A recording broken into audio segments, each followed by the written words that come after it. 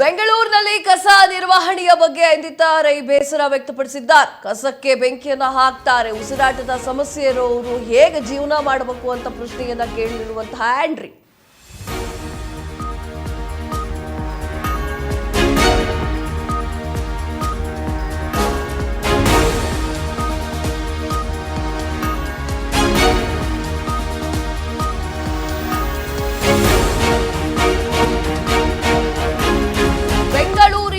ಕಸ ನಿರ್ವಹಣೆಯ ಬಗ್ಗೆ ಐಂದ್ರಿತಾ ರೈ ಬೇಸರ. ಕಸಕ್ಕೆ ಬೆಂಕಿಯನ್ನ ಹಾಕ್ತಾರೆ, ಉಸಿರಾಟದ ಸಮಸ್ಯೆಗಳು ಬರ್ತಾ ಇದೆ. ಕಸಕ್ಕೆ ಬೆಂಕಿಯನ್ನ ಹಾಕಿದ ವಿಡಿಯೋ ಪೋಸ್ಟ್ ಮಾಡಿರುವಂತಹ ಐಂದ್ರಿತಾ ರೈ.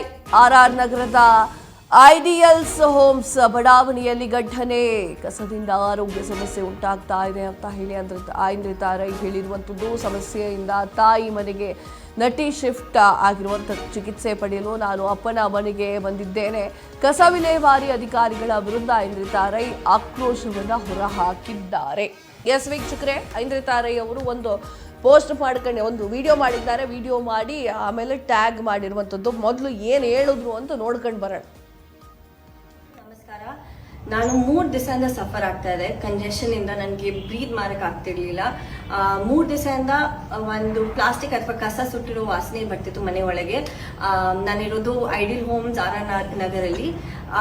ಇವತ್ತಂತೂ ನನಗೆ ತಡ್ಕೊಳಕ್ಕೆ ಆಗ್ಲಿಲ್ಲ. ಹೋಗಿ ನೋಡೋಣ ಎಲ್ಲಿಂದ ಬರ್ತಾ ಇದೆ ಅಂತ ನೋಡಿದ್ರೆ ಈ ವಿಡಿಯೋ ನೋಡಿ.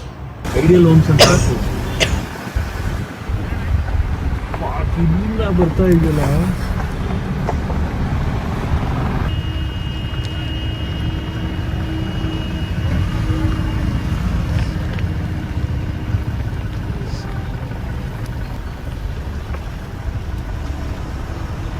It's all garbage.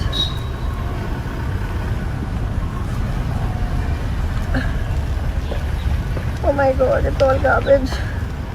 Look at this. In a residential area.